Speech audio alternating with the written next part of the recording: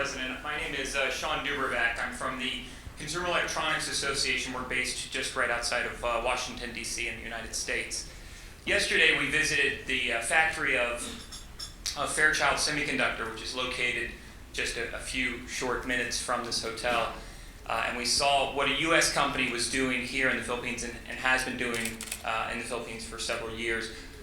What more do you think the United States and the Philippines together could do to spur innovation globally and to foster greater trade globally, not just for consumer electronics, but perhaps even more broadly? The answers that come to my mind right now are on the political level. I don't think that's what you really want to hear. But our government primarily is devoting a lot of its resources to education, and that is the investment we have in the future. We are, how should I put it? Most of our countrymen live, well, there's a significant portion, bottom quintile, numbering about 4.6 million families live below the poverty line. So obviously the ability to be able to empower them is very severely limited if there is not even that wherewithal to be able to survive. So we have a program in the country right now called the Conditional Cash Transfer Program, which basically has one condition: keep your children in school, because we lose a lot of our students by the time they get to high school, about 50%. We only graduate something like 14% of our population from college, and we want to reverse all those trends. There is the limitations as to what they can achieve with the dearth of education. So we have, if I'm not mistaken, increased the budget of our Department of Education by about 50%. We are trying to really focus our students when they enter schools, for instance, to be able to take up courses that will have jobs by the time they graduate, instead of chasing after the jobs that are currently hot, only to find out they're non-existent by the time they graduate. Okay. Once that is our government's goal, basically to provide all the opportunities to all of our citizens, empower them, and once empowered, then there's a whole gamut of things that we're trying to do. Amongst them, when we talk to businesses, we tell them, when you look at employees, really, the employees in the labor force really have to be looked upon as partners. If they cannot be just mere factors of production, because at the end of the day, your employee is somebody else's consumer, and when you bring when you have an inability for the consumer to consume anything, then you actually limit everybody's growth. Now, having said that, trade is at the forefront of everybody's agenda, every government's agenda. We in the Philippines are experiencing things that are new. For instance, that we deal with several countries, and it has always been, the relationship has been to look for aid, to look for concessional loans, and so on and so forth. In the past 3 months, we've talked that we have an ongoing minor trade dispute with a very long-standing economic partner. So, wow, we're suddenly enough of a market that we have this conflict in terms of opening up our doors to some of their exports. There is another entity that has been very supportive of our country for decades upon decades, who's now appealing for more projects to come their way from our side, whereas the relationship was the reverse. So I think the best thing, and just to summarize it, we have one philosophy, and that is all of us, all governments want to improve the standards of living of their people. And the key to stability is the ability to be able to look at your partners and neighbors' growth as part and parcel of your own growth. If we are focused solely on the parochial concerns, on our own local concerns, then we actually give a situation where eventually there will be conflict and there will be instability, because it will always be that perpetual question of the haves and the have-nots. So whenever we deal with any other state, with any other country, the drive has to be mutually beneficial. It cannot be starting from what's in it for us to the exclusion of the other party's interest. So in terms of sharing the knowledge that we have, sharing the technologies we have, sharing the best practices we have, being fair in terms of support to our industries, and also recognition of the need to support various industries in the road. I think that change of attitude of not merely attending to your own concerns, but also the concerns of the other, is what will give us the growth that we all will need to continue maintaining, if not improving, the standards of living. There are very, very few problems that can really be characterized as local. We are already concerned with global climate change. We don't have a significant carbon footprint, but we are, shall we say, unduly taking a larger share of that which has come from the abuse by mankind. And therefore, we want to be a relationship of equals, and that again, let me emphasize, the growth has to be inclusive. We do that on a local level, but also the idea is whenever we trade with anybody, whenever we start talking for various trade agreements, and that has to be part and parcel, not just on access, but also on the sharing of increasing abilities with each other, thereby contributing to, if not simultaneous, at least coincidental growth with the rest. That promotes the stability, that provides the medium for further continued growth. I hope I answered the question.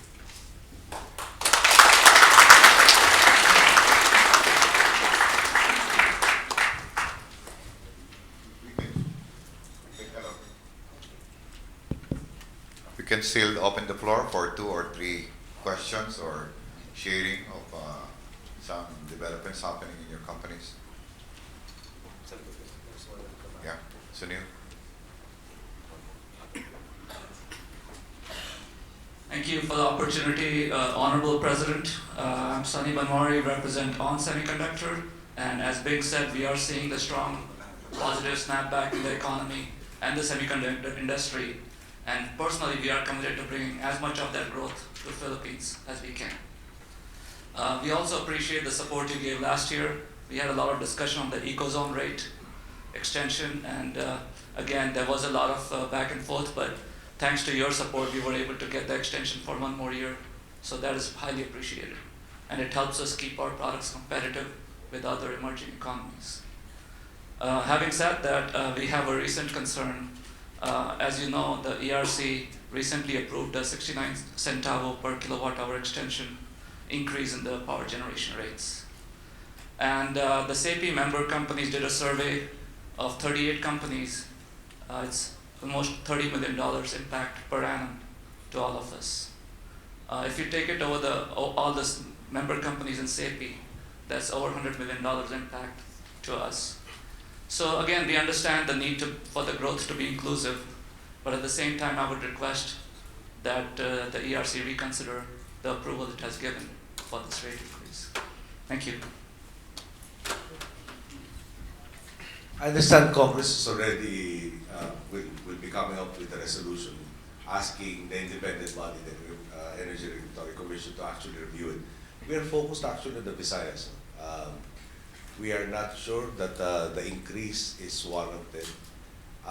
The law that created the ERC is roughly about 10 years old. It is actually subject of various proposed amendments, and it has not yet achieved the start of the wholesale electronic spot market, which is supposed to actually bring down the prices of electricity. We are trying to accelerate that whole process. We are also encouraging more power generating companies to set up their plants. We're trying to accelerate the process where there is an abundant supply, where competition can really reign once that wholesale electronic spot market is in place.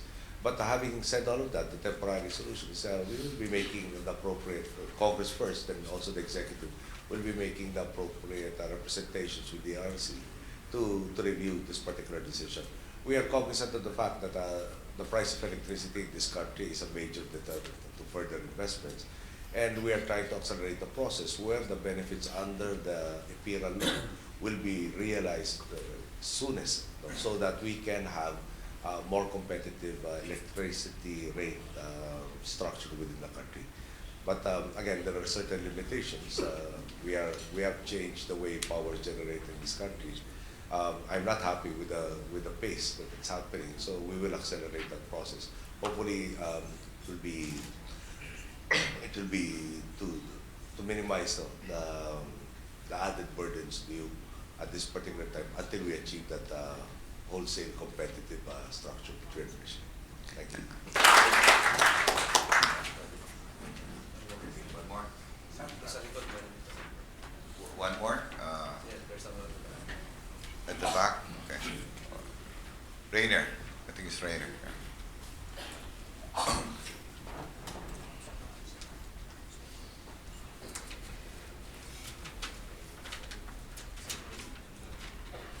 Good afternoon, Mr. President. My name is Rainer Allgeier. I'm the Managing Director of DB Schenker, a German logistic company. At the same time, I'm the President of the German-Philippine Chamber of Commerce. I might ask a question which you have been asked already several times, but I believe that it is really an important question, respectively an important issue.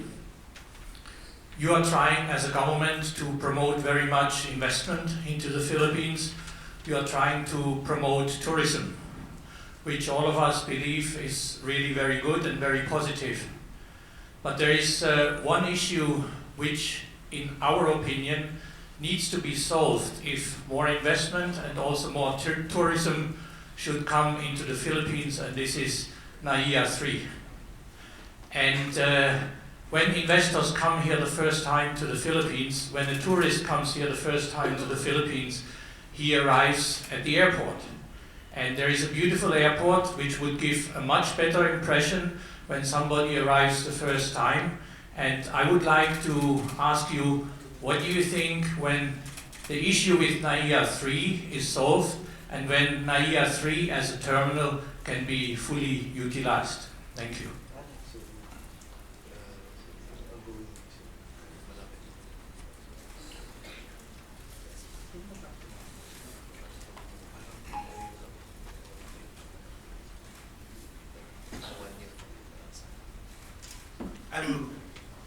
I'm not clear exactly of which of the issues with regards to the AF you're referring to, if it's in terms of the arbitration procedures that practically complete. There are two that we have undergone, but if that's not the issue, when will it be fully operational? I understand between a year and a half it will be fully operational. We are close to, there's a memorandum of understanding already with the Takanaka group to finish the portion of the work that has been left at that side. So between that, some structural corrections also with regards to the A3. So between a year and a half for it to be fully operational. Thank you very much. Okay, thank you.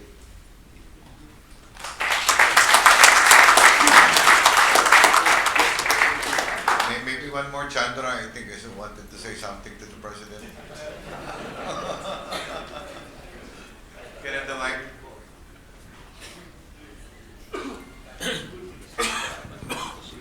Good afternoon, Mr. President. I'm Chandra, and I come from Hitachi GST. I'd like to convey good news to President.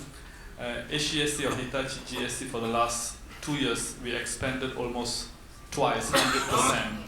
From 5,000 employees, now we are almost 11,000 employees, right? So what we are looking now is not only on term of manufacturing-oriented growth, we are committed to transfer the technology, then we like to transfer the prototyping and development to develop the real product into Philippines. And we plan to transfer from Japan and US by 2015, almost 90% of the development job, we like to do it in Philippines. That's good for the growth of the Philippines in terms of the technology, especially nanotechnology. That's convey my message to Mr. President. Thank you. Thank you.